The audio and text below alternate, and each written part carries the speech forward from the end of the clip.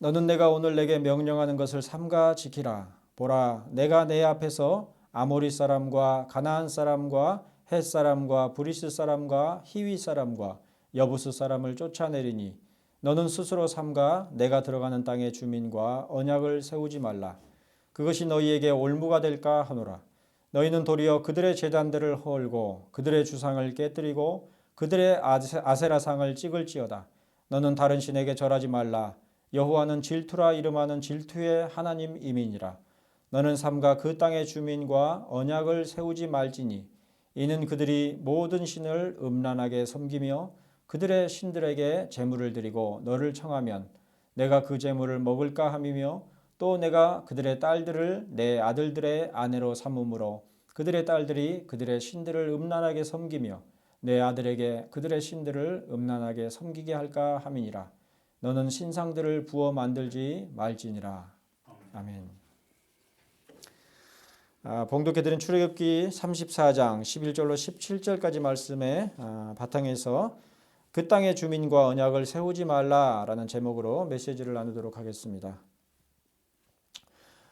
오늘 메시지를 나눔에 앞서서 우리가 알고 있는 구약성경 모세오경의 각 권들, 곧 창세기로부터 신명기에 이르기까지의 각 권들의 서두를 보면 먼저 창세기 1장 1절은 태초에 하나님이 천지를 창조하시니라, 이러한 말씀으로 시작하고 있고, 또 출애굽기 1장 1절은 야곱과 함께 각각 자기 가족을 데리고 애굽에 이른 이스라엘 아들들의 이름은 이러하니 이렇게 시작하고, 또 레위기 1장 1절은 여호와께서 회막에서 모세를 부르시고 그에게 말씀하여 이르시되 라는 본문으로, 그리고 민수기 1장 1절은 이스라엘 자손이 애굽 땅에서 나온 후 둘째 해 둘째 달 첫째 날에 여호와께서 시내 광야 회막에서 모세에게 말씀하여 이르시되, 이렇게 기록되어 있고, 그리고 마지막으로 신명기 1장 1절 말씀은 이는 모세가 요단 저쪽 숲 맞은편에 아라바 광야 곧 바란과 도벨과 라반과 하세롯과 다사합 사이에서 이스라엘 무리에게 선포한 말씀이니라. 이러한 문장으로 시작하고 있는 것을 볼 수가 있습니다. 이를 좀 더 자세히 살펴보면 창세기와 출애굽기는 거의 연결된 이야기 구조를 이루고 있는 것을 볼 수가 있는데 반해서 이후로 레위기와 민수기와 신명기는 공의 여호와 하나님께서 이르신 말씀에 대하여 진술하는 방식으로 기록하고 있는 것을 볼 수가 있습니다. 그래서 말씀하시니라 말씀하시니라 말씀이니라 이렇게 기록되어 있는 것이죠. 한마디로 창세기에서 출애굽기에 이르는 이야기, 곧 족장시대의 역사에 대한 이야기에 이어서 레위기로부터 신명기에 이르는 세 권의 책에서는 여호와 하나님의 이르시고 명하신 말씀에 더욱 집중하여 기록하고 있는 것이 바로 모세오경의 일반적인 구조인 것입니다. 그런데 모세오경을 가리켜서 히브리어로는 토라 이렇게 일컬으며 이는 곧 율법이라는 뜻의 단어로 널리 알려져 있습니다. 그러므로 모세오경을 가리켜서 흔히 율법의 책이다 이렇게 칭하기도 하는 것이죠. 하지만 모세오경에서 율법이라는 말은 주로 후반부 곧 신명기에서 중점적으로 등장하는 것을 볼 수가 있습니다. 창세기에서는 단 한 번도 율법이라는 말이 등장하지 않고 출애굽기에서는 4차례, 그리고 레위기에서는 1번, 그리고 민수기에서도 1번, 그러다가 이어서 신명기에서만 무려 22번에 걸쳐서 율법이라는 단어가 등장하고 있습니다. 그러므로 율법의 책으로서의 모세오경의 특성은 주로 신명기를 통해서 중점적으로 부각되는 것임을 알 수가 있죠. 모세오경의 율법으로서의 그러한 특성은 신명기에서 본격적으로 다뤄주고 있는 것이죠. 그런가 하면 모세오경을 가리켜서 율법의 책이라고만 말하는 것이 아니라 언약의 책이다 이렇게 칭하기도 하는데, 이는 모세오경에서 여호와 하나님과 인간 사이에 대부분의 언약들이 체결되기 때문입니다. 특히나 구약성경, 베리트라 그러죠. 색이다는 뜻의 구약성경에서 150회에 걸쳐서 등장하는 언약이라는 단어가 모세오경 가운데서만 무려 75회에 걸쳐서 등장하고 있고 이는 전체 구약 성경에서 등장하는 횟수의 절반에 이르는 숫자입니다. 그러니까 구약 성경 전체를 통틀어서 모세오경에서만 거의 절반가량 언약이라는 베리트라는 말이 등장하는 것이죠. 심지어 이것은 신약 성경 전체에 걸쳐서 등장하는 언약이란 말의 횟수인 33회보다도 월등히 많은 숫자여서 그야말로 모세오경을 언약의 책이라 칭하기에 적절함을 반증하고 있습니다. 물론 이제 신약 성경에서는 베리트라는 단어 대신에 헬라어 디아데케라는 단어로서 언약이라는 말이 기록되어 있죠. 자, 그런데 모세오경 안에서도 언약이라는 단어는 주로 창세기와 신명기에 등장하는데 전체 75회 가운데서 창세기에서 22번, 그리고 출애굽기에서는 13번, 그리고 레위기와 민수기에서는 각각 8번과 5번, 그러다가 신명기에서만 무려 27번에 걸쳐서 언약이라는 단어가 등장하는 것을 볼 수가 있습니다. 그러니까 모세오경에 있어서 신명기의 특성이 아주 중요함을 알 수가 있죠. 그러므로 모세오경의 주된 특성이 어떠한지를 가장 명료하게 알 수 있도록 하는 책이 바로 신명기라는 것을 짐작할 수가 있는 것입니다. 사실 이러한 모세오경의 개괄적인 특성들을 제가 언급하는 이유는 모세오경이 결코 각각의 책들로 따로따로 떨어져서 읽을 책이 아니기 때문입니다. 창세기에서부터 신명기에 이르는 모세오경은 한 두루마리로 쓰인 한 덩어리의 책인 것이죠. 그러므로 칼뱅을 비롯한 여러 주석들에서 모세오경은 개별 본문의 주석으로 이루어진 것이 아니라 모세오경 전체의 조망 가운데서 주석하고 있는 것입니다. 그리고 그러한 조망이 어떠한 맥락인가에 관해서 우리들은 신명기에서 중점적으로 등장하고 있는 언약이라는 단어를 통해 유추할 수가 있는 것이죠. 그러니까 창세기에서부터 신명기에 이르기까지 중점적인 키워드가 무엇이냐, 이것을 신명기에서 가장 많이 등장하는 언약이라는 단어 가운데서 파악할 수가 있다는 것이죠. 그러니까 율법과 언약. 공교롭게도 오늘 우리들이 살피고자 하는 출애굽기 본문 가운데서 두 차례에 걸쳐서 언약이라는 단어가 등장합니다. 그러나 그 단어는 앞선 출애굽기 34장 10절에서도 등장하는 언약과 같은 용례의 단어가 아닙니다. 앞서 10절에서 사용된 언약이라는 말은 내가 언약을 세우나니 라는 문장에서 알 수 있듯이 여호와 하나님께서 체결하시는 언약인데 반해서 오늘 메시지의 본문 12절과 15절에 등장하는 언약이라는 말은 광야 백성들이 이르게 될 땅, 가나안 땅이죠. 그 가나안 땅의 백성들과 세울 수 있는 언약을 지칭하고 있습니다. 그러니까 사람과 사람들 사이에서 이루어지는 언약을 얘기하고 있는 것이죠. 그런즉 세 단어가 모두 베리트 곧 언약이라는 단어이지만 10절에서의 언약이 여호와 하나님께서 그 언약 백성들과 일방적으로 체결하시는 언약인데 반해서 12절과 15절에서의 언약은 그야말로 쌍방간의 조약과 같은 성격인 것입니다. 시내산에서 십계명의 두 돌판으로 세워진 언약을 가리켜서 종종 쌍방 언약이었다 이렇게 설명하는 경우가 있죠. 그렇지만 출애굽기 34장 10절 말씀과 반대되는 출애굽기 34장 12절과 15절의 언약이야말로 쌍방 언약이고 오히려 출애굽기 34장 10절에서 하나님의 언급하시는 언약은 하나님께서 일방적으로 세우시는 성격임이 분명하게 드러나 있습니다. 즉 내가 아직 온 땅 아무 국민에게도 행하지 아니한 이적을 너희 전체 백성 앞에 행할 것이라고 기록한 것이죠. 이는 곧 여호와 하나님께서 능동적으로 세우시는 언약의 성격을 분명하게 드러내고 있는 것으로서 오직 여호와 하나님께서만 유일하게 아직 온 땅 아무 국민에게도 행하지 아니한 이적을 행하시어 세우심을 명확하게 밝혀두고 있는 것입니다. 그러니까 하나님의 관점에서 하나님의 주권 가운데서 체결되는 일방적인 언약인 것이죠.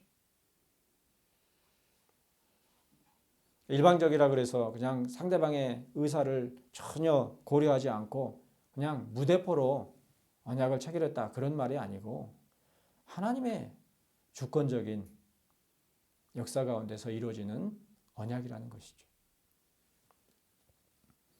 반면에 쌍방 언약으로서 제시되고 있는 언약에 대해서는 11절 후반부 문맥과 12절 말씀에서 명확하게 확인할 수가 있는데 보라 내가 내 앞에서 아모리 사람과 가나안 사람과 헷 사람과 브리스 사람과 히위 사람과 여부스 사람을 쫓아내리니 그러니까 그 땅 사람들을 쫓아내리니 너는 스스로 삼가 내가 들어가는 땅의 주민과 언약을 세우지 말라고 한 가운데서 분명하게 확인할 수가 있는 것입니다. 자, 그렇다면 11절과 12절에서 언급하신 바 너는 스스로 삼가 내가 들어가는 땅의 주민과 언약을 세우지 말라고 한 것에서 금하시는 언약이란 어떤 것일까요? 혹 이방 사람들과 어떤 교류나 접촉도 하지 말라는 말씀일까요? 그건 불가능하겠죠. 그것이 조약의 성격이라고 한다면 틀림없이 그러한 언약을 세움에 있어서 의도하는 것은 어떤 이득을 얻고자 이방 족속들과 함께 협력하는 것과 같은 것임을 짐작할 수 있을 것입니다. 국가 간의 조약이라는 것이 그렇죠. 서로 간에 실익을 계산해서 뭔가 득이 있을 때에 조약을 맺지 손해를 감수하면서까지 조약을 맺는 경우는 거의 없죠. 마치 중요한 전쟁을 수행함에 있어서 조금이라도 유리한 상황 가운데서 이를 수행하고자 주변 나라들과 동맹을 맺는 것과 같은 경우에 있어서의 언약 혹은 조약을 가리켜서 언약을 세우지 말라 이렇게 금하신 것입니다. 그러니까 당장에 궁하니까 어떻게 해서든 전쟁을 이겨야 될 테인데 스스로의 능력만으로는 안 될 것 같으니까 주변국에 조금 손해를 감수하면서까지 도움을 요청해서 함께 연합해서 전쟁을 치르는 그런 때에 이루어지는 조약과 같은 그런 성격이죠. 특별히 그러한 쌍방 언약과 관련해서 12절에서 여호와 하나님께서는 이르시기를 그것이 너에게 뭐라 그랬어요? 올무가 될까 하노라 이렇게 기록하고 있습니다. 이처럼 올무가 되는 언약을 세우는 것으로 말미암는 심각한 패약이 어떠한 것인가에 관해서 우리들은 대표적으로 여호수아 9장 14절로 15절에 기록한 바 기브온 주민들과 여호수아가 맺은 언약 곧 베리트 가운데서 살펴볼 수가 있습니다. 여호수아가 여리고와 아이성에 대해서 행한 놀라운 일들에 대한 소문을 듣고서 두려운 나머지 꾀를 내어 사신의 모양을 꾸미되 헤어진 전대와 헤어지고 찢어져서 기운 가죽 포도주 부대를 나귀에 싣고서 그 밭에서 발에는 낡아서 기운 신을 신고 낡은 옷을 입고 다 마르고 곰팡이가 난 떡을 준비하고 길갈 진영으로 가서 여호수아에게 이르러 그와 이스라엘 사람들에게 이르되 우리는 먼 나라에서 왔나이다. 이제 우리와 언약을 맺읍시다. 라고 말한 것에 대해서 여호수아가 뭐라 그랬습니까? 여호수아가 곧 그들과 화친하여 그들을 살리리라는 언약을 맺고 회중 족장들이 그들에게 맹세하였던 사건과 그 일로 말미암아 벌어진 먼 후대의 일에 관해 기록한 사무엘하 21장 1절로 9절에 기록된 사건 곧 다윗 시대의 3년 기근 가운데서 기브온 사람들이 우리를 학살하였고 또 우리를 멸하여 이스라엘 영토 내에 머물지 못하게 하려고 모해한 사람의 자손 7사람을 우리에게 내주셔서 여호와께서 택하신 사울의 고을 기브아에서 우리가 그들을 여호와 앞에서 목매어 달겠나이다 하고 요구하는 것을 다윗이 들어줄 수밖에 없었던 그 일 가운데서 분명하게 확인할 수가 있는 것이죠. 그러니까 여호수아 9장에 기록되어 있었던 그때의 그 경솔한 언약으로 말미암아서 그들에 대한 책임을 이스라엘이 지게 된 것이죠. 화평의 책임을. 그리고 그 화평의 책임을 깨뜨린 사울 자손들 가운데서 몇 사람을 내어놓아라 이런 요구를 거부할 수가 없었던 것이죠. 그야말로 올무가 된 것입니다. 사실 쌍방 언약의 성격은 당사자 사이에 피차간 종속하게 되는 것입니다. 그야말로 올무죠. 마치 올무나 멍에와 같이 싫든 좋든 간에 무조건적으로 언약의 의무를 수행해야만 하는 종속적 성격을 지니고 있는 것이 바로 쌍방언약이죠. 예컨대 여호수아 9장 14절로 15절에 기록한 바 여호수아는 기브아 사람들과 언약을 맺어서 그들을 보호할 것을 맹세했는데 사무엘하 21장 1절 말씀에 따르면 사울은 이 언약을 깨뜨리고 그들을 죽였습니다. 바로 그로 말미암아서 다윗의 시대에 3년 연속으로 기근이 있게 되었다. 이렇게 사무엘서는 기록하고 있죠. 그러므로 다윗은 기브온 사람에게 내가 너희를 위하여 어떻게 하랴? 내가 어떻게 속죄하여야 너희가 여호와의 기업을 위하여 복을 빌겠느냐? 이렇게 말했던 것입니다.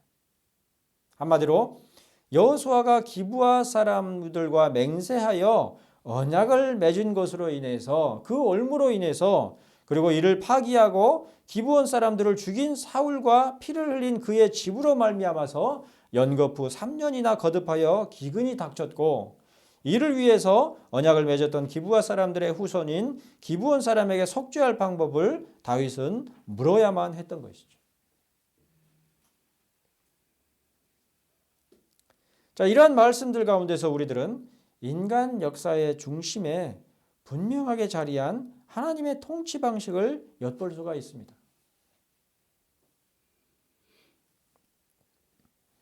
지금 우리들의 안목에서 바라보이는 것처럼 하나님께서는 저기 멀리 하늘 어딘가에 계시고 우리 주변의 온갖 일들 대부분은 그저 우연이나 사람들의 계획들에 따라서 이루어지는 것이 아니라 하나님의 통치 가운데서 일어나는 것임을 뚜렷하게 살펴볼 수가 있는 것입니다.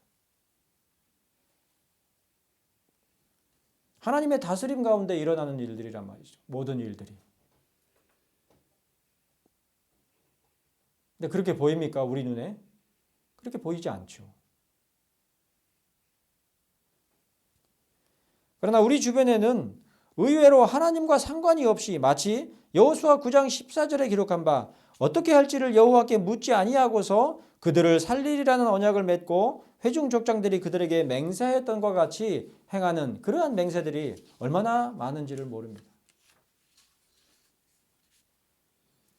무엇보다 오늘 우리들의 시대에는 언약은커녕 약속조차도 제대로 이행하는 경우가 많지를 않죠.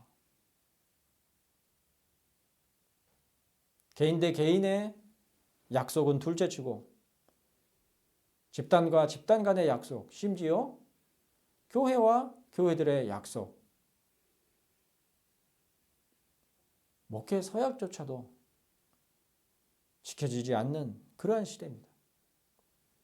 정치인들이나 언론인들은 고사하고 심지어 교회의 사역자들조차도 조금이라도 자신에게 손해가 될 것 같으면 약속을 저버리거나 거짓을 말하기도 하는 것을 심심찮게 찾아볼 수가 있는 것입니다.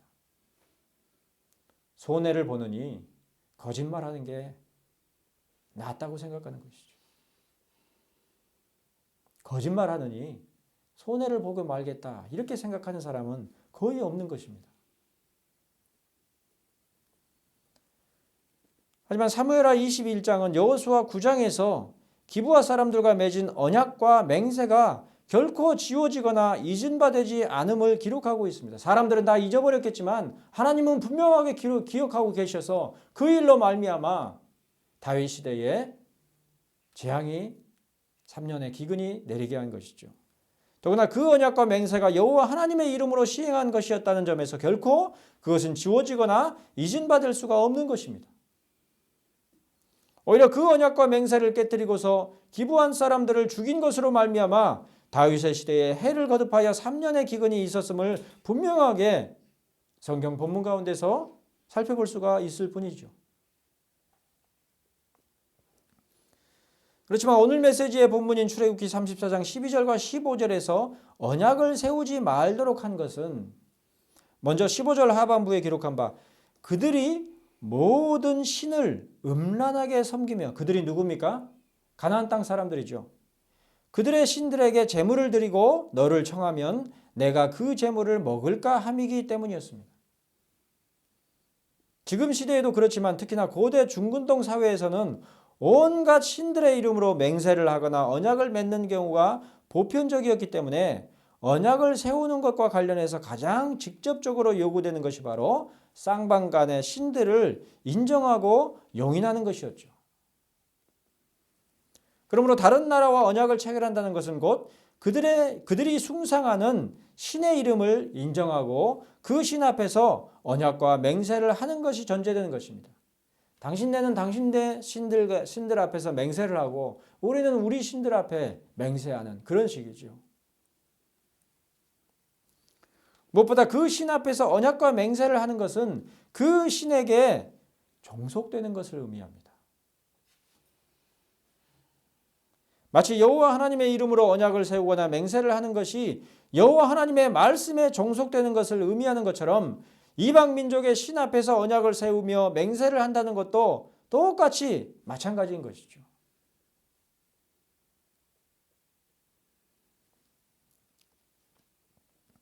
그러나 무엇 때문에 광야의 백성들이 그처럼 그들이 이를 땅의 백성들과 언약을 세우고 맹세를 하게 되는 것일까요?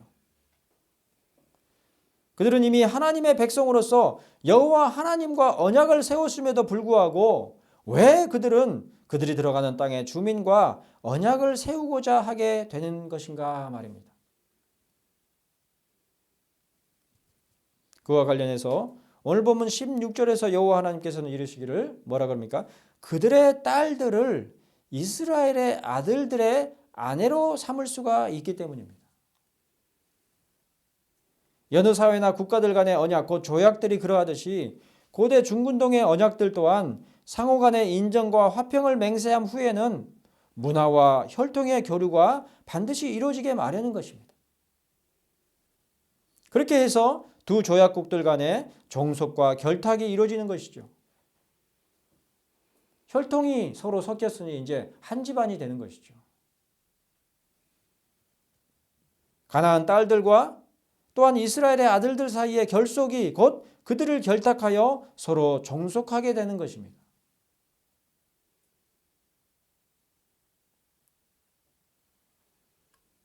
우스갯소리로 우리가 남이가가 되는 것이죠.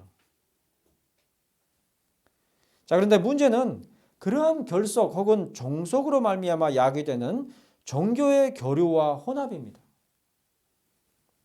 그들은 이스라엘의 하나님 여호와 하나님을 인정할 뿐만 아니라 그들이 숭상하는 아세라와 주상들 또한 이스라엘이 받아들이고 그 앞에 절하기를 요구할 것이라는 사실입니다. 더구나 그 신들은 그들이 얻은 이방 족속의 딸들로 말미암아 들어오게 되는 것이니 그러한 모든 종속과 결탁의 원인이 바로 광야 백성들이 들어가는 땅의 주민과 언약을 세움으로 말미암아 이루어지게 될 것이죠.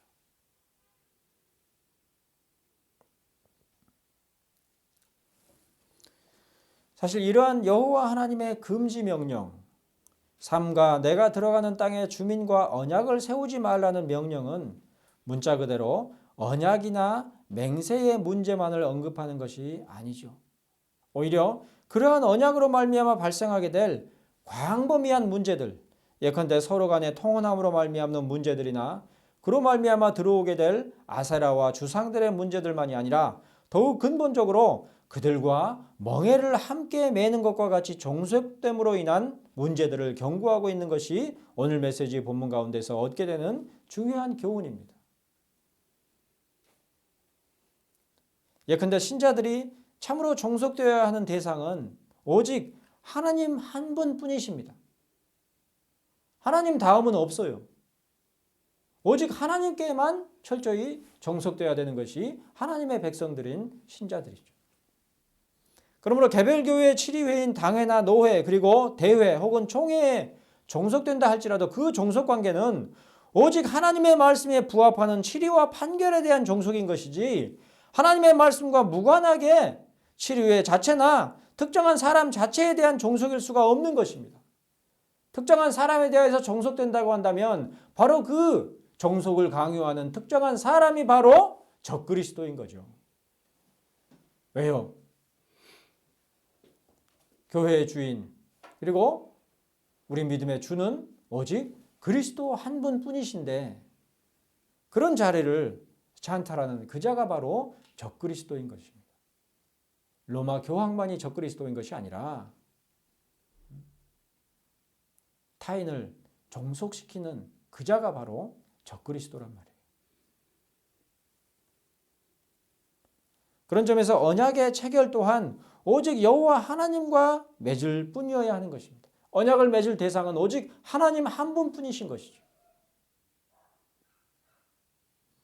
더구나 하나님과의 언약은 쌍방 언약, 순대계가 아니라 하나님께서 그 열심 가운데서 이루시며 보이시는 능력과 이적 가운데서 체결된 일방 언약으로서 디아데케입니다. 여호와 하나님과 대등하며 상호적인 책임과 의무를 수행할 것을 전제하는 것이 아니라 오직 하나님 자신만의 주권적인 역사를 바탕으로 세워지는 언약이 바로 디아데케죠. 우리와 하나님과의 언약 관계가 바로 그 디아데케란 말이에요. 다시 한번 오늘 메시지의 본문인 출애굽기 34장 12절과 15절에서 삼가 내가 들어가는 땅의 주민과 언약을 세우지 말라고 하시는 이유가 무엇입니까?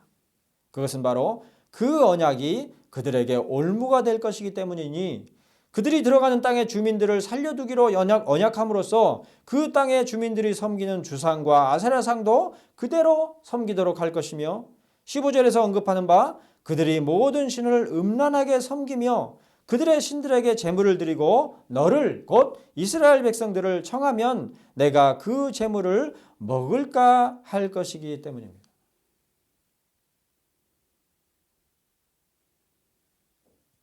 그렇게 해서 그들도 결국에는 그들이 들어가는 땅의 주민들이 섬기는 다른 신에게 절하기까지 할 것임을 분명하게 경고하신 것이죠.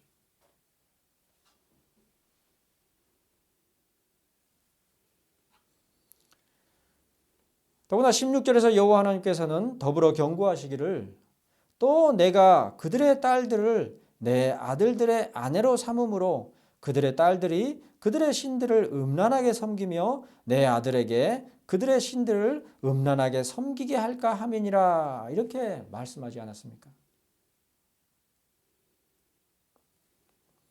사실 여호와 하나님께서 이렇게 말씀하시는 것은 그들이 들어가는 땅의 거민들이 섬기는 아세라상과 주상과 관련한 이방 종교의 풍속을 배경으로 하는 것입니다.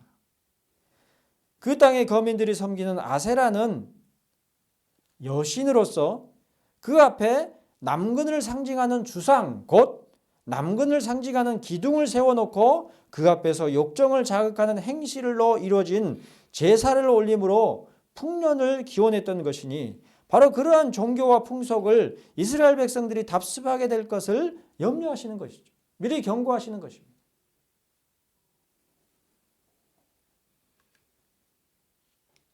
그들이 떠나온 애굽 땅과 달리 그들이 들어가게 될 가나안 땅은 하늘에서 비가 내려야만 경작할 수가 있는 천수답입니다.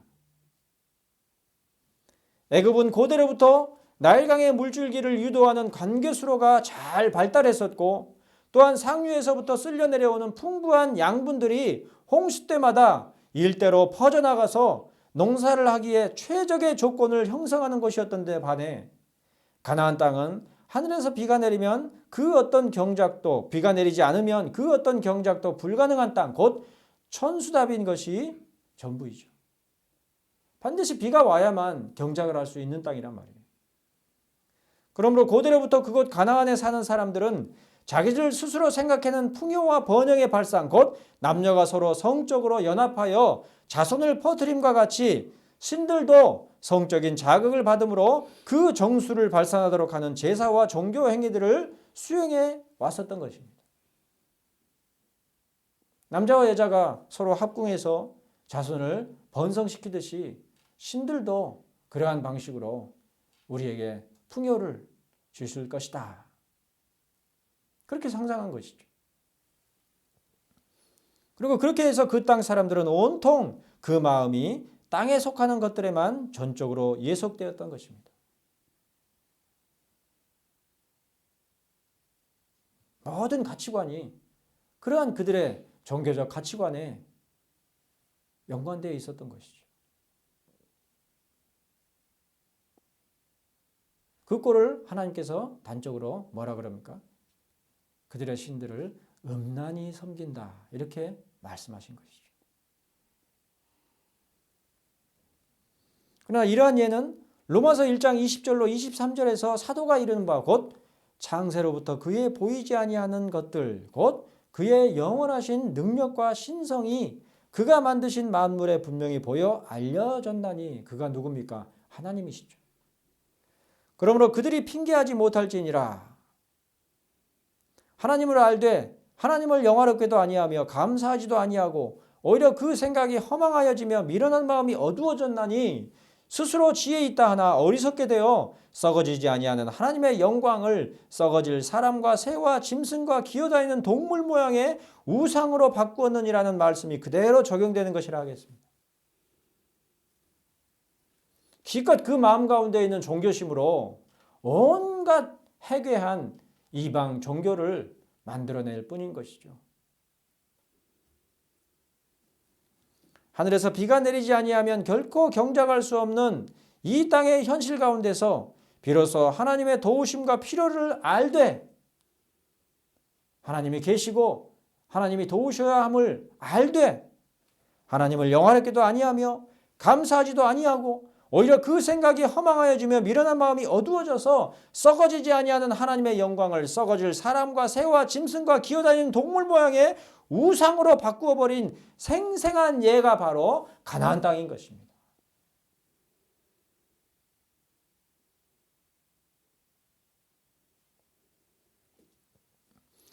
하지만 그와 같은 우상 숭배와 거짓된 종교의 실행 외에도 너는 삼가 그 땅의 주민과 언약을 세우지 말지니라고 하신 여호와 하나님의 말씀이 적용되는 신뢰는 또 있으니 우리가 하나님 외에 혹은 하나님의 말씀에서 명하시고 가르치시는 것들 외에 예속하게 되는 그 어떤 멍에도 매지 말도록 하는 것이 바로 이방 민족들과 언약을 세우지 않는 것의 실천적인 적용인 것입니다.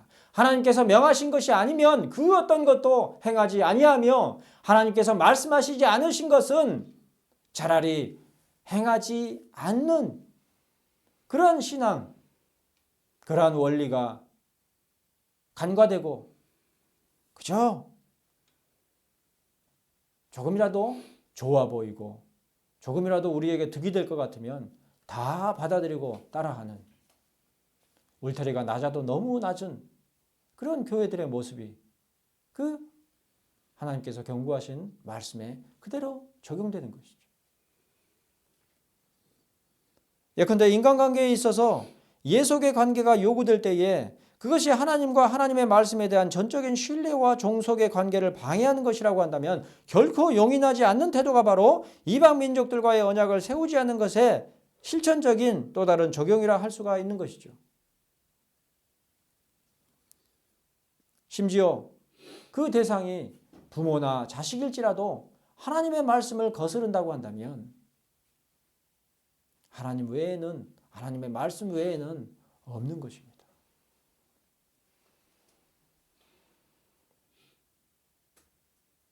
현실은 정반대지만 그러나 막상 우리의 삶 가운데서 이를 실천하는 것은 그리 쉬운 일이 아니죠. 현실적으로 누군가를 전적으로 의지할 수 있다면 그 사람을 전적으로 신뢰하는 정도를 넘어서서 전적으로 의지하고 종속되는 관계에 이를 때에 실질적이고 풍성한 이득을 결실할 수가 있는 것이 엄연한 현실이기 때문입니다. 그런 사람을 못 얻어서 탈이지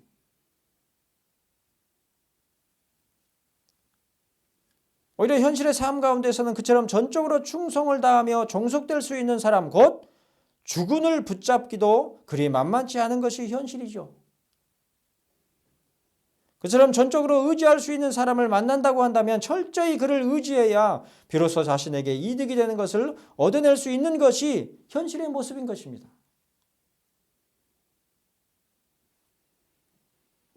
능력 있고 세력 있는 자에 붙어야지만 일들이 순순히 풀린단 말이에요.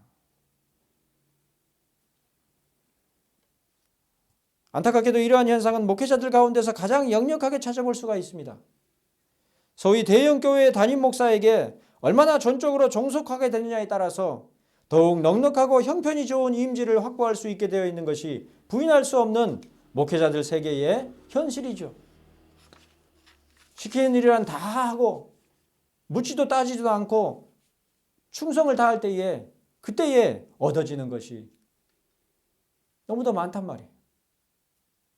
심지어 장로교회들조차도 이러한 현상은 마찬가지여서 큰 교회에서 오래 사역을 하면서 담임 목사에게 전적으로 신뢰를 얻은 부교역자들에게 좋은 여건의 임지가 연결되는 것을 흔히 찾아볼 수가 있는 것입니다. 대형 교회가 곧 대기업이죠. 대기업을 나와야 하다못해 중견기업에라도 요직에 기용될 수 있는 것처럼 대형 교회를 나와야, 그리고 그 대형 교회 담임 목사에게 눈에 들어야 좋은 임지를 확보할 수 있는 그런 현실이란 말이에요. 그러나 사실 장로교회에서 목회자의 임지와 관련한 조정이나 안배는 개별 교회와 개별 교회의 담임 목사가 수행할 일이 아닙니다. 오히려 당회의 범위를 넘어서는 광범위한 치료회의인 노회에서 회의를 통해서 그 모든 일들을 수행하는 것이 마땅한 것이지만, 현재 우리 사회의 장로교회들과 교단들 가운데서 그러한 일을 노회가 제대로 수행하는 경우는 없으며, 그러므로 영향력을 행사할 수 있는 큰 교회의 담임 목사나 그 교회의 교세를 배경으로 목회자 청빙이나 추천이 이루어지는 실정인데, 그처럼 목사 개인이 영향력을 행사하는 청빙이나 추천의 경우에는 대부분 그 혜택을 입은 목사나 교회가 소위 지교회, 브랜치라는 타이틀 가운데서 본교회와 본교회를 담임하는 목사에게 종속되는 경우를 쉽게 찾아볼 수가 있습니다.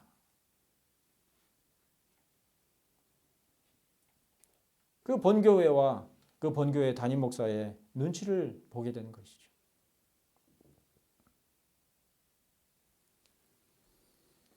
물론 그러한 경우에 있어서 본교회와 지교회가 언약을 체결하거나 혹은 본교회의 담임 목사와 지교회의 목사가 언약을 수립하는 것은 아니죠.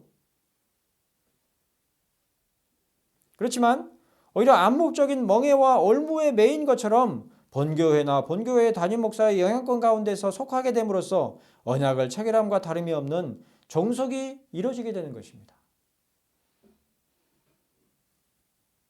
오늘 메시지의 본문인 출애굽기 34장 15절 말씀을 보시면 하나님께서는 모세와 백성들에게 이르시기를 그들이 모든 신을 음란하게 섬기며 그들의 신들에게 제물을 드리고 너를 청하면 내가 그 제물을 먹을까 함이라고 했고, 또 16절에서도 이르시기를 또 내가 그들의 딸들을 내 아들들의 아내로 삼음으로 그들의 딸들이 그들의 신들을 음란하게 섬기게 할까 함이라고 하셨으니, 제물과 딸들이 나타내는 바 실질적인 이득을 당장에 취하게 되므로 그러한 종속의 유혹을 쉽게 의지하게 되는 것입니다. 얻는 게 있단 말이에요.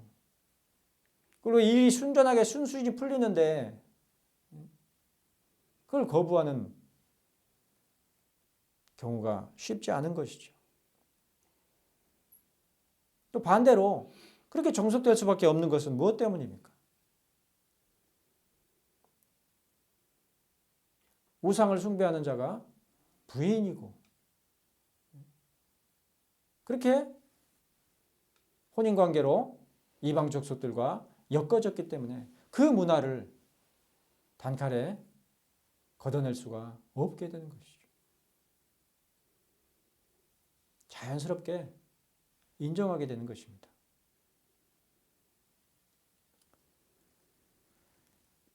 아마도 어떤 분들은 그럼에도 불구하고 그러한 인간관계 가운데서 하나님의 은혜와 도움이 섭리하는 것이지 그러한 관계성이 없이 어떻게 하나님의 섭리와 도움이 이루어질 수 있겠느냐 이렇게 주장할 수 있겠습니다만, 그러나 마태복음 6장 3절로 4절에서 주님께서는 이르시기를 너는 구제할 때에 오른손이 한 일을 왼손이 모르게 하여 내 구제함을 은밀하게 하라 이렇게 말씀하셨으니, 그 말씀에서 알 수 있듯이 인간관계 가운데서 제공되는 은혜와 도움은 되도록 그것을 제공하는 자가 드러나지 않고 비밀하게 이루어지도록 힘써야 하는 것이 마땅한 것입니다.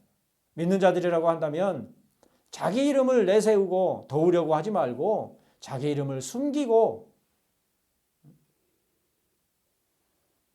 다만 그 도움이 하나님의 섭리 가운데 제공되는 것임을 인정하지 않을 수 없게 그렇게 비밀한 방식으로 돕는 것이어야만 한단 말이에요.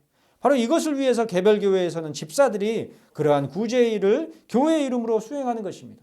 누구 특정한 사람이 아니라 교회의 이름으로 수행하는 것이란 말이에요. 그리고 그렇게 해서 교회 안에서 이루어지는 은혜와 도움이 실제적으로 모두 사람들에 의해 전해지는 것일지라도 오직 교회를 통한 하나님의 은혜와 섭리로서만 기억됨으로써 모든 감사와 영광을 오직 하나님께만 돌리게 되는 신실하고 복된 실천이 온전히 이루어질 수가 있는 것이죠. 누가 도운 줄은 알 수 없지만